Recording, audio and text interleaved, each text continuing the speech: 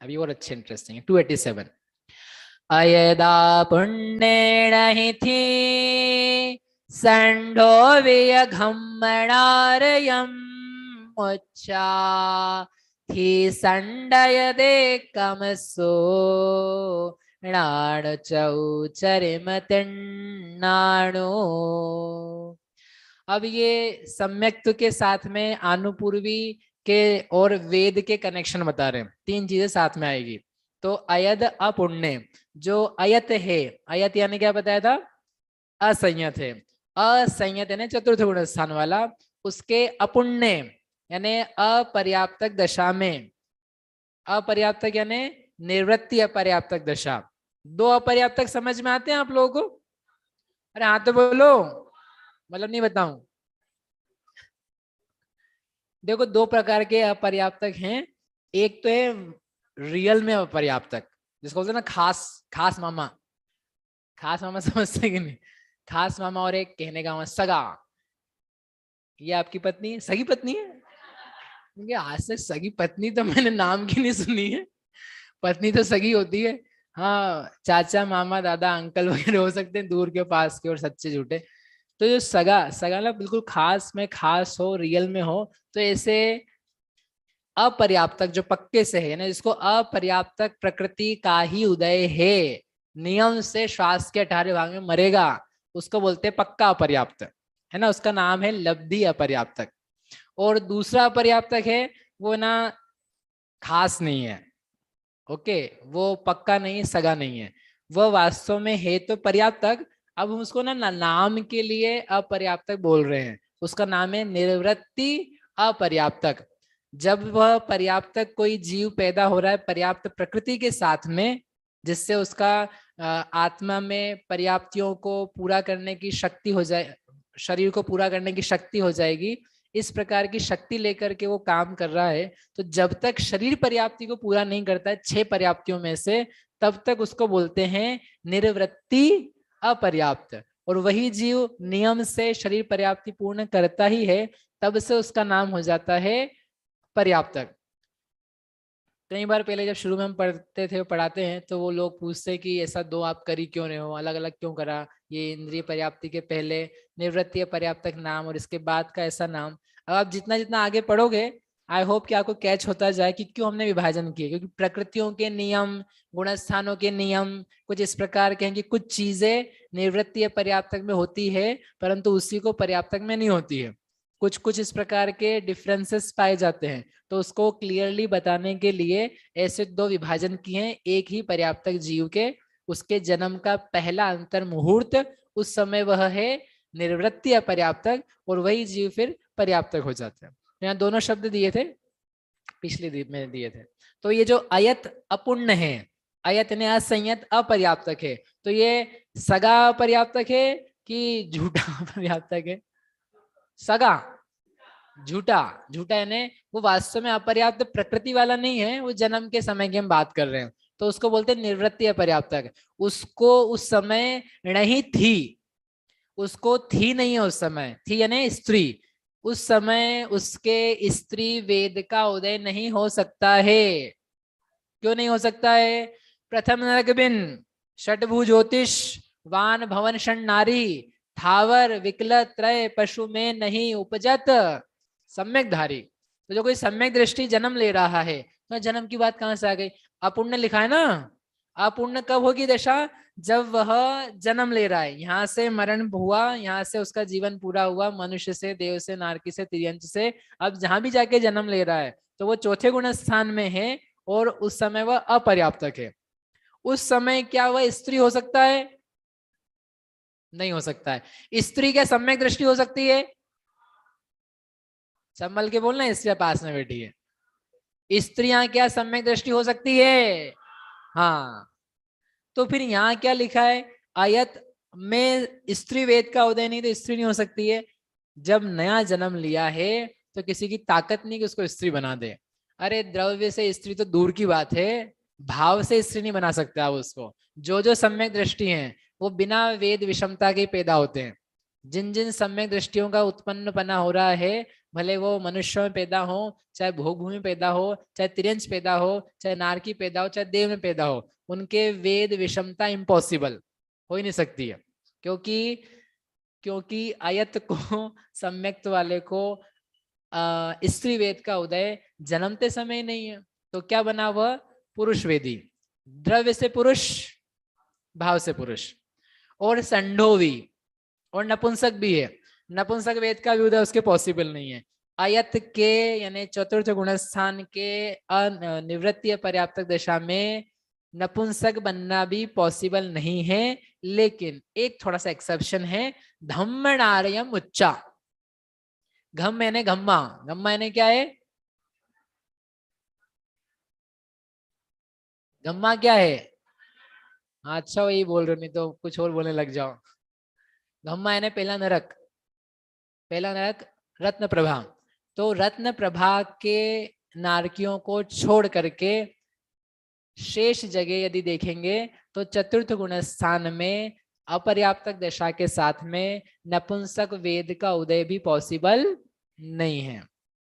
अब वहां क्यों उदय पॉसिबल है? क्योंकि कोई क्षयिक सम्यक दृष्टि कृत वेदक हो तो वह मनुष्य है, उसने पहले नरक आयु बांध ली है और वह नारकी में जा रहा है सम्यक्त्व के साथ, तो पहले नरक तक जा सकता है। अपन ने पढ़ा ना अभी, प्रथम नरक बिन षट भू, पहले नरक के बिना 6 पृथ्वियों में सम्यक दृष्टि नहीं जाता है, पहले नरक में जानने की पॉसिबिलिटी है। तो नरक में सारे जीव कैसे होते हैं? नपुंसक होते हैं, वहां पर पुरुष की होने की संभावना नहीं है। इसलिए उस एक दशा के कारण से हमें ये कहना पड़ेगा कि चतुर्थ गुणस्थान के अपर्याप्त दशा में नपुंसक वेद का उदय हो सकता है। उसको छोड़ करके अन्यत्र कहीं पर भी चौथे गुण स्थान में सम्यक दृष्टि को अपर्याप्त दशा में नपुंसक वेद का उदय पॉसिबल नहीं है। समझ में आया क्या? धीरे धीरे आ रहा है। समझ में आ रहा है कि नहीं आ रहा है? आ रहा है। ये तो सरल नियम है, थोड़ा थोड़ा पढ़ने की विचारने की जरूरत है। अब थी संड अयदे, जो थी है और संड है वो भी अयत, अयत है यानी सम्यक दृष्टि है। तो उनको क्या नियम है? कमसो, उनको क्रमशः णा अणुचो चरिम तिंडाणु। इसी कारण से जब आगे हम प्रकृतियों को बताएंगे तो जब स्त्री वेद होगा, स्त्री वेद के चौथे गुण स्थान में आपको आनुपूर्विया घटानी पड़ेगी। कितनी आनुपूर्विया घटाओगे?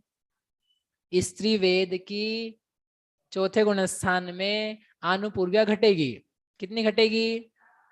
4 घटेगी। क्यों? क्योंकि आनुपूर्वी के साथ में स्त्री वेद चौथे में कैसे रहेगा, तो उसको पहले ही माइनस करवा देंगे। अभी समझ में आएगा आपको, अब ज्यादा लोड नहीं लेना। और जो संड है, संड यानी नपुंसक है, तो जब नपुंसक वेद मार्गणा आएगी उसका जो अयत है यानी चौथा गुण स्थान है उसमें कितनी आनुपूर्विया नहीं रहेगी? कितनी आनुपूर्विया नहीं रहेगी? 3। कौन कौन सी नहीं रहेगी?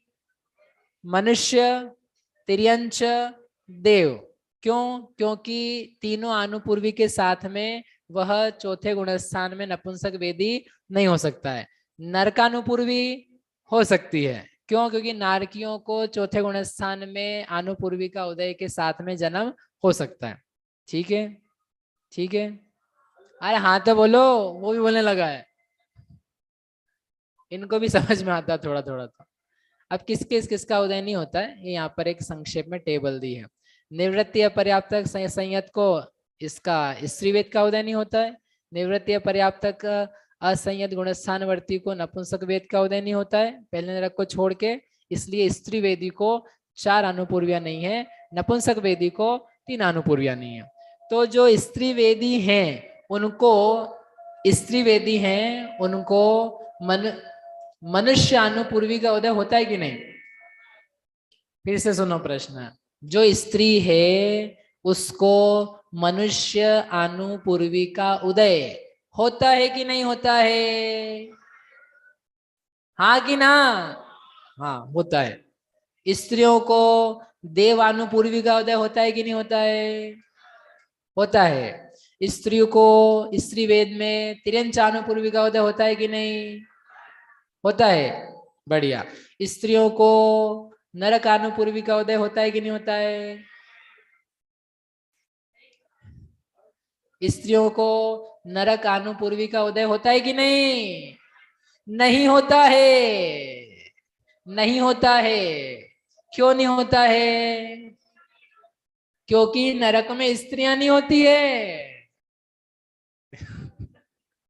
ये नियम से नहीं कह रहे हैं, दूसरे नियम से कह रहे हैं।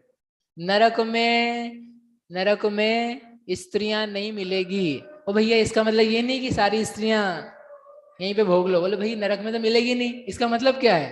तुम्हें नरक जाना है क्या? नरक में स्त्री वेद नहीं होता है, नरक में पुरुष वेद नहीं होता है, नरक में नपुंसक वेद ही होता है। इसलिए स्त्री वेद के साथ में नरक अनुपूर्वी का उदय तो वैसे ही पॉसिबल नहीं।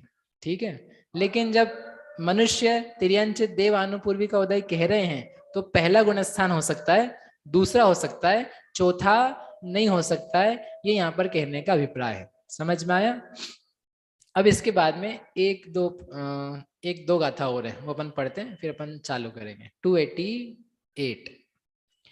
इग विगल थावर चो तिरिये अपुण्यो नरे विसंघडनम ओराल दुणर तिरिये वे गोवधु देवने रहिए। इगी विगल थावर चौ। इगी यानी एकेंद्रिय, विगल यानी विकलेंद्रिय यानी दो इंद्रिय, तीन इंद्रिय, चार इंद्रिय, जाति नामकरण के भेद में। और थावर चौ, थावर चौ यानी स्थावर, साधारण, सूक्ष्म, और एक और यहां पर लिया है आतप। एक और आतप, आतप ही लिया, उद्योत लिया है।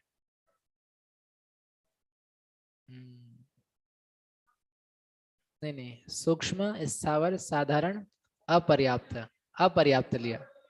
वो फिर नरे भी बोल देंगे। थावर चौ में वही आना चाहिए, आतप, आतप प्रकृति।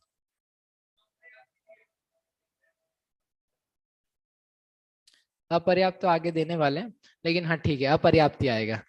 थावर चौ यानी स्थावर, अपर्याप्त, साधारण और सूक्ष्म, जो चार प्रकृतियां हैं। इन चार प्रकृतियों का उदय जो है तिरिये, तिर्यंच में होता है, परंतु अपुण्यो नरेवी, जो इसमें से अपर्याप्तक प्रकृति है उनका उदय नरेवी। क्योंकि यदि अपर्याप्तक का उदय तिर्यंच में बोलोगे अकेला, तो जो मनुष्य अपर्याप्तक होते हैं वो रह जाएंगे, उसमें उदय मन माइनस हो जाएगा। तो इसलिए उन्होंने अलग से शब्द लिखा अपुण्य नरेवी, जो अपर्याप्तक प्रकृति है उसका उदय मनुष्यों में भी पाया जाता है, क्योंकि मनुष्य भी लब्धि अपर्याप्तक हो सकते हैं। ठीक है, आगे संघटनम, संघटनम यानी संसहनन, और ओराल दू, और औदारिक द्विक यानी औदारिक शरीर, औदारिक अंगोपांग, इनका उदय किसमें है? नर तिरिये, मनुष्य में और तिर्यंश में। ये प्रकृतियां जो हैं सहनन वाली, यानी हड्डियों की, हाड़ की रचनाएं जैसी जैसी बताई है अलग अलग प्रकृतियों से, वे मात्र मनुष्य और तिर्यंश में ही उदय देती है।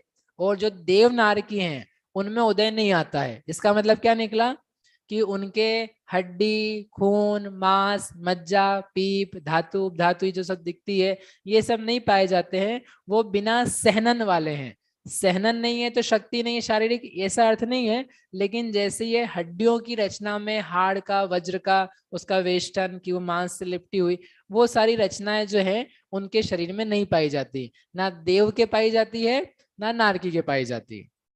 और औदारिक द्विक तो आपको पता ही है, मनुष्य तिर्यंशों का औदारिक शरीर होता है।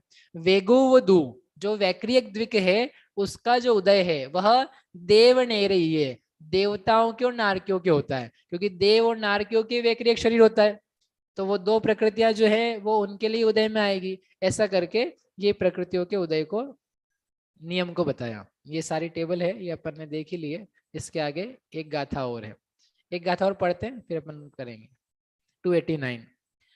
ते उति गुण तिरेखे सुजो वो पादरे सुपन्नेसु शेषाणं पयडीणम् ओघम बाहो देवदो तेउ तिगुण तेउ यानी तेजस कायिक, तेजस कायिक से 3 लेना, पृथ्वी जल अग्नि वायु वनस्पति, ये क्रम है। तो तेजस से चालू किया और 3 लिए, तो तेजस और तेज यानी अग्नि, अग्नि वायु और आगे क्या आएगी वनस्पति, तो ये 3 लो। इन तीनों को ऊण, इनको कर दो कम, इनको छोड़ करके जो तिरिक्षेसु तिर्यंचों में है उनको उज्जोवो, उनको उद्योत प्रकृति का उदय पॉसिबल है। उनमें भी बादरेसु पुण्यसु, जो बादर हैं और पर्याप्तक हैं उनको उनका उदय है, बाकी को उनका उदय नहीं है। एक उद्योत नाम की प्रकृति थी, याद है आपको? उद्योत चंद्रमा के विमान में बताया था, जुगनू को बताया था, जो प्रकाश वाले होते हैं उनको बताया था। तो जो उद्योत नाम की प्रकृति है उसका उदय तिर्यंचों में होता है, ये साधारण बात है, ये अपन पढ़ चुके हैं। अब उन तिर्यंचों में भी सभी तिर्यंचों के उसका उदय नहीं होता है, कुछ तिर्यंचों के उसका उदय पाया जाता है। किन किन के नहीं पाया जाता है? अग्नि कायिक के, वायु कायिक के और वनस्पति कायिक। वनस्पति कायिक में भी जो साधारण निगोदिया वाले वनस्पति हैं उनके उदय नहीं पाया जाता है। इनको छोड़ करके पृथ्वी कायिक हो और जल कायिक हो उनके पाया जा सकता है। पृथ्वी और जल के प्रत्येक वनस्पति हैं उनके पाया जा सकता है। जो 2, 3, 4, 5 इंद्रिय हैं, संगी हैं, असंगी हैं, उनके पाया जा सकता है। लेकिन उनमें भी उन सबको जिनके नाम लिए हैं बादर पर्याप्तक होना चाहिए, सूक्ष्म नहीं होना चाहिए और अपर्याप्तक नहीं होना चाहिए, क्योंकि इस प्रकृति का उदय ही होता है पर्याप्त हो जाने के बाद में। तो जब वो है ही अपर्याप्त तो उनका उदय आएगा ही कैसे?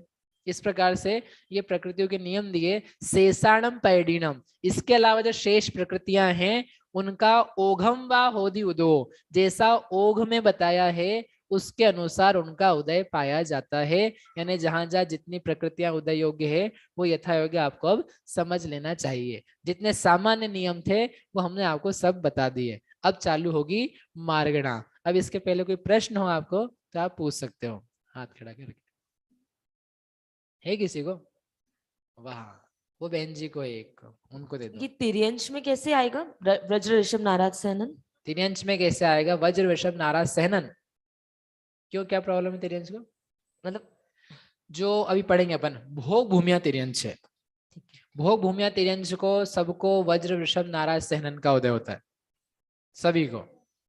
और जो 7वें नरक जाने वाले सम्मूर्छन जीव हैं, तंदुल मत्स्य जैसे या महामत्स्य जैसे, उनके भी वज्र वृषभ नाराज सहनन का उदय होता है, तब तो जाकर के वो जा सकते हैं, है ना? तो ऐसे ये 2 तो अपने सामने उदाहरण ही है। मतलब भोग भूमिया में तो सबको ही नियम से है, भले वो तिर्यंचनी हो कि चाहे तिर्यंच हो, वज्र वृषभ नाराज ही होता है उनके। और वो आनुपूर्वी वाला समझ में नहीं आया स्त्री वेद का, कि चारों आनुपूर्वी नहीं रहती, वो संयत वाला। हाँ, जो चौथा गुणस्थान है, ये क्या किया है इसको आपने? ठीक क्या ये? ठीक। चौथा गुणस्थान में स्त्री है, तो चौथे गुणस्थान में स्त्री है, पर्याप्त हो, जो मनुष्यनी बन चुकी है, योनिनी बन चुकी है या देवी है, तो उन सबको सम्यक्त होने में कोई प्रॉब्लम नहीं है। अब वो मरण करे, कोई मनुष्य या तिर्यंश, कोई भी देव या देवी, अब मरण करे सम्यक्त्व के साथ में, तो क्या वह स्त्री बन सकती है? बन सकती है? नहीं बन सकती है। नहीं बन सकती है तो जो मरण करके दूसरे की जाने की दशा है तो वो विग्रह गति से जाने वाली स्थितियां हैं। तो विग्रह गति में स्त्री वेद के साथ में क्या उसको मनुष्यानुपूर्वी हो सकती है? चौथा गुण स्थान है, राइट, और उसको आनुपूर्वी का उदय है। तो यदि वो स्त्री वेद के साथ जाएगी तो स्त्री वेद के साथ जाएगी तो वो चौथे स्त्री बनेगी, फिर वहां जाकर के स्त्री बना सकते हो क्या आप उसको? नहीं बना सकते हो। इसका मतलब यदि कोई मर करके सम्यक्त्व के साथ में जा रहा है चौथे गुणस्थान के साथ, तो उसको स्त्री वेद का उदय नहीं हो सकता है, यानी आनुपूर्वी का उदय उसको चौथे गुणस्थान में नहीं हो सकता है स्त्री के साथ। कोई स्त्री हो, वो पहले के साथ जाए, दूसरे के साथ जाए, पहले गुणस्थान में स्त्री वेद के साथ में जन्म ले सकती है, तो विग्रह गति में उसको मनुष्यानुपूर्वी हो, तिर्यंचानुपूर्वी हो, देवानुपूर्वी हो और स्त्री वेद का उदय हो, पॉसिबल है। सासादन में हो, पॉसिबल है। सासादन में भी जाकर के स्त्रियां बना जा सकता है, तीसरे की बात ही नहीं है। और चौथे में क्या वह मनुष्य मर करके देवी सम्यक दृष्टि बन सकता है? नहीं बन सकता है। कोई मनुष्य सम्यक दृष्टि मरण करके भोग भूमि की तिर्यंचनी बन सकती है? नहीं बन सकती है। तो इसका मतलब विग्रह गति में आनुपूर्वी का उदय होता है, उसके साथ में स्त्री वेद और चौथे गुणस्थान का झगड़ा है, वो नहीं आ सकते साथ में, वो पॉसिबल नहीं है। ऐसे ही नपुंसक वेद भी नहीं आ सकता है, बस वो पहले नरक के साथ में थोड़ी उसकी सेटिंग है, बाकी उसके अलावा नहीं पॉसिबल है। समझ में आया? और किसको प्रश्न है? इधर इनको इधर माइक दे देना एक। मैं पूछ के ना, हाँ बोलो। 7वें नरक में जाने वाला जो वज्रवशम नारा का सहनन होता है तो जाता है, तो यहाँ तो मनुष्य और तिर्यंच का ही उदय बताया है, फिर कैसा? तो मनुष्य तिर्यंच तो 7वें नरक जाते हैं, देवों को नारकियों को थोड़ा ना भेजेंगे अपन। नहीं भेजेंगे। तो जो मनुष्य तिर्यंच है उनको सहनन का उदय है और वो उसके साथ में मरण करके नरक में जा सकते हैं। प्रश्न क्या आपका? तिर्यंच को उदय होता है और मनुष्य को ही उदय होता हाँ, है। हाँ और वही तो जाते हैं नरक में। हाँ, ठीक ठीक है, हाँ, ठीक। ठीक। भैया ये आनुपूर्वी, गति और आयु, इसमें थोड़ा सा कंफ्यूजन है कि जैसे इसमें कहा कि नरक संबंधी तीनों का स्वामी नारकी होगा इस चारों गतियों में, पर नरक गत्यानुपूर्वी की कोई नरक से निकलकर मनुष्य बन रहा हो, तो वो विग्रह गति में उसको नरक गत्यानुपूर्वी का उदय? नहीं, मनुष्य गत्यानुपूर्वी। कोई, अच्छा, जिस गति में जा रहा हो उससे पहले उस तत्संबंधी गत्यानुपूर्वी का उदय? जो गति का उदय है वही गत्यानुपूर्वी का उदय है। ठीक है। और उसी यदि आयु मनुष्य का बन उदय? रहा है तो इन्हें मनुष्य गति का उदय है, ठीक है, तो उसको मनुष्य गत्यानुपूर्वी है। ठीक है। तिर्यंच बन रहा है तो तिर्यंच गत्यानुपूर्वी है। आकार जो होगा, आई हाँ। थिंक आप वहां से उसको रिलेट कर रहे होंगे, हाँ, हाँ। आकार नारकी का होगा, हाँ, नरक हाँ, से आ रहा है तो, लेकिन है। जो प्रकृति है वो उसको मनुष्य गत्यानुपूर्वी है। ठीक है। तिर्यंच में कोई जीव जा रहा है मनुष्य, तो उसको आकार तिर्यंच है गत्यानु- मनुष्य का, जी जी, लेकिन गत्यानुपूर्वी है तिर्यंच। तिर्यंच गत्यानु। Yes.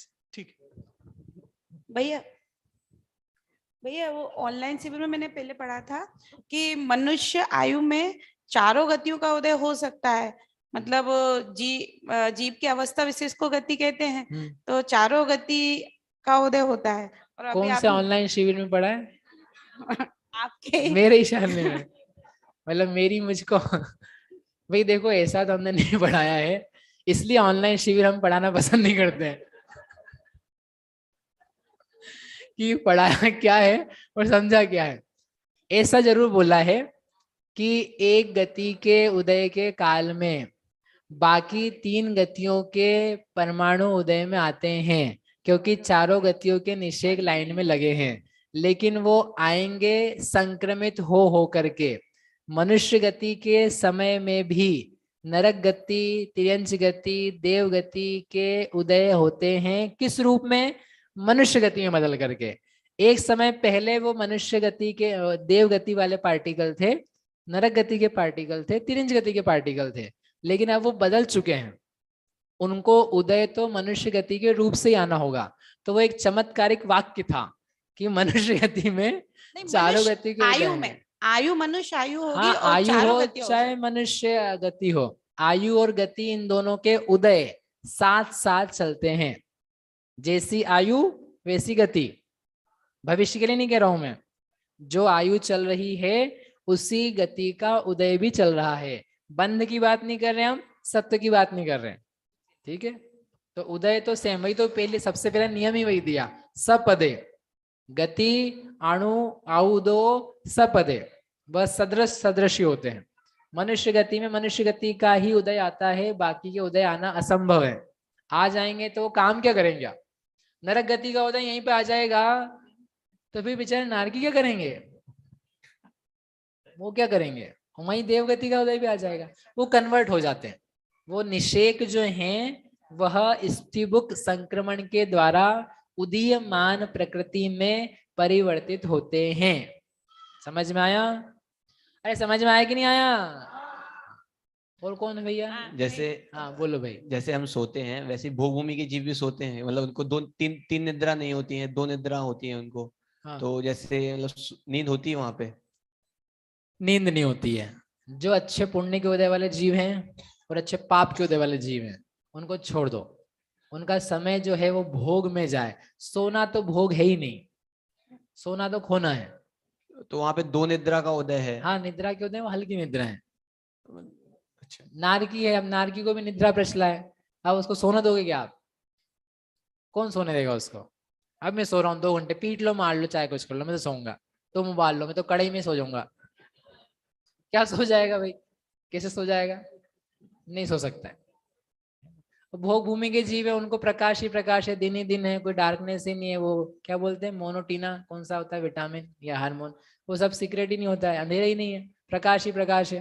वो थकान जैसी स्थिति ही नहीं है, भोजन इतना सा है उनका, ऐसा नहीं कि खूब भर भर के दाल वाफला खाया पड़े 2-4 घंटे, ऐसा कार्यक्रम नहीं है ना। और देवताओं को भी इसलिए नींद नहीं आती है, उनको समय भोग के लिए मिला है। भाई जो यहाँ सोएगा तो वो उसको आगे सोने की दशा नहीं मिलेगी, और जो यहाँ पे ही सो रहा है मतलब सोने से बच रहा है, क्यों सोए? सोने से बचे हैं, सोने से बचे अपन तो अच्छा कार्य करेंगे, कर्मठ बनेंगे, अध्ययन करेंगे, कम से कम सोया जाए। तो प्रकृति समझ जाती है कि ये आदमी को सोना पसंद नहीं है, नहीं वो वाला सोना नहीं, स्लीपिंग पसंद नहीं है, तो इसको भेजो, ऐसी जगह भेजो जहां पर सोने की जरूरत ही नहीं रहे, बढ़िया एक कर्मठ बना रहेगा, देवगति मिलती है उसको, भोग भूमिया मिलती है। नहीं नरक में तो लड़ाई झगड़ा मिलता है ना। वो सोना चाहता था, वो सो करके टाइम खराब करना चाहता था, तो उसके लिए दूसरी टाइप की व्यवस्था देती है फिर प्रकृति, लो करो अब ये काम करो, आपको पसंद है तो वहां पर नींद नहीं आती है, सोना नहीं होता है, जागते रहते हैं। सोना भोग नहीं है, सोना बिल्कुल भोग नहीं है। नहीं साता वेदनी के उदय में तो बहुत सारी चीजें होती है, साता वेदनी के उदय मात्र हो जाने से वो भोग नहीं हो जाता, उसमें आवश्यकता है हमको नींद आ जाए, हम नींद चाहते हैं कि थक जाते हैं, तो वो बिना साता के नींद हो नहीं सकती है। ये हमने सिखाया था आपको लास्ट टाइम, साता वेदनी के उदय के बिना आप सो नहीं सकते हो, लेकिन साता वेदनी का उदय होगा तो सोया ही रहेगा ऐसा नहीं है। कषाय मंद होगी तो सोना हो सकता है, आप तेज कषाय में भी नहीं सो सकते हो, तो इसका मतलब ये नहीं कि मंद कषाय वाले जितने जीव हैं वो सब सोते मिलेंगे, ऐसा नहीं है। नींद कम हो जाती है मंद कषाय में। 6वें 7वें 8वें आदि में मुनिराज की ध्यान रूप जो साधना की दशाएं हैं उनमें नींद की मात्रा कम हो जाती है, खाने के लिए जो सामग्री चाहिए रहती है उसकी मात्रा कम हो जाती है, शरीर की आवश्यकताएं कम हो जाती है, साधना जैसे जैसे बढ़ती है ये चीजें सीमित हो जाती है। ठीक भैया एक प्रश्न। हाँ रिद्धिधारी मुनि आहारक गए जो रहते हैं वो एक आपका जो ना सुनाई नहीं दे रहा है, माइक ठीक रखो। हेलो, रिद्धिधारी आहारक मुनि जो रहते हैं वो मुनि जीवन काल में कितनी बार उस रिद्धि का प्रयोग कर सकते हैं? जितनी बार उनको करना हो, आप कितना चाहते हो जितनी बार करना हो। भी अपने को मिल गया लाइसेंस, गाड़ी का लाइसेंस मिल गया, आप कितनी बार हम गाड़ी चला सकते हैं, वो लाइसेंस पे नहीं लिखा है, वो आप क्या कर सकते हो, आप मल्टीपल टाइम्स कर सकते हो। ठीक है देखिए, एक प्रश्न मेरा भी है ये। अच्छा बाकी अभी कोई छायोश्रमिक समुद्रष्टि जिसने नरक आयु बांध ली है तो वो मर करके बिना मिथ्यात्व में आए प्रथम नरक में आ सकता है क्या? नहीं जा सकता, मिथ्यात्व में आना पड़ेगा। बिल्कुल। ठीक भैया एक प्रश्न। कहाँ है? इधर इधर। हाँ ये असंयत त्रिवेदी में अपन ने बोला कि चारों अनुपूर्वी का उदय नहीं होगा, तो फिर जब नेक्स्ट भव आएगा तो फिर कौन सी, कोई तो अनुपूर्वी लगेगी ना बीच में विग्रह नहीं गति नहीं में। अनुपूर्वी तो रहेगी, वो स्त्री नहीं रहेगी, स्त्री वेद को माइनस करो, अनुपूर्वी को मत माइनस करो। हम ये कहना चाहते हैं कि विग्रह गति में कोई भी जीव रहेगा तो वह स्त्री तो रह नहीं सकता है, तो स्त्री पना माइनस करो उसका। ठीक है, तो जब हम स्त्री वेद पढ़ेंगे तो उसमें अनुपूर्वियों की विच्छुत्ति जल्दी करा देंगे, यूं चौथे में होती थी दूसरे में करा देंगे, जल्दी करा देंगे, ये सब नियम तब काम आएंगे। ठीक चलो हाँ माइक बुलवा रही हूँ। ये भाई सब कंटिन्यूड हाँ। प्रश्न है। क्षाब शमिक सम्यक दृष्टि है, प्रथम नरक में सम्यक तो लेकर के निवृत्तिया पर्याप्त दशा में वहां पर कहा है प्रथम भूमि में। पहले नरक में यदि कोई सम्यक दृष्टि जाएगा there are only two situations, या तो क्षयिक सम्यक्त्व के साथ जाए या कृत वेदक के साथ जाए। इसके साथ में जाएगा सम्यक तो छोड़ के जाना है आपको, वहां जाकर के फिर भले पैदा कर लेना, ठीक है। सामान्य छायाश्रमिक नहीं जा सकता सम्यक तो लेकर के, छोड़ नहीं है उसको। वो तो हमने वो जो सम्यक तो नरक में जाते समय बोला है, वो बोले इसलिए कि आप छोड़ नहीं सकते उसको, कृत्य वेदक है। अब वो आप बीच में उसको मिथ्यात्व में नहीं पहुंचा सकते हो, ओके, तो उसको कंप्लीट करना है। छायिक सम्यक तो है तो वो छूट ही नहीं सकता है। तो जो टीका में छायाक्षमिक का उल्लेख है सर्वार्थ सिद्धि में, वो कृत्य वेदक की अपेक्षा है। छायाक्षमिक यदि शब्द दिया है और यदि नरक में पहुंचा रहे हो, कृत्य वेदक है, क्योंकि उसका नाम छायाक्षमिक कहलाता है, वेदक सम्यक तो कहलाता है। जहाँ सम्यक प्रकृति का उदय है वो वेदक सम्यक तो है, तो वेदक सम्यक तो वहां चल रहा है। थोड़ा सा अलग प्रश्न है, तेजस रिद्धि का जो प्रयोग होता है वो छठे गुण स्थान में ही होता है? हाँ, शुभ अशुभ दोनों का, या अलग तेजस का जो उन्होंने समुद्घात दिया है धवलादिक में, तो उसके गुणस्थान छठे दिए हैं। छठे गुणस्थान में तेजस समुद्घात होता है, उसके नीचे नहीं होता, तो उसके हिसाब से नीचे के स्थानों में शुभ अशुभ तेजस के प्रयोग नहीं होते। तो वो जो कहानी है हमारी, तो वो समय मुनिराज से, और फिर जब छूटा तो नीचे आ गए, ऐसा करके आप आगे पीछे समझ लो जहां पे बनाना है ना। चले आगे, अरे हाँ तो बोलो।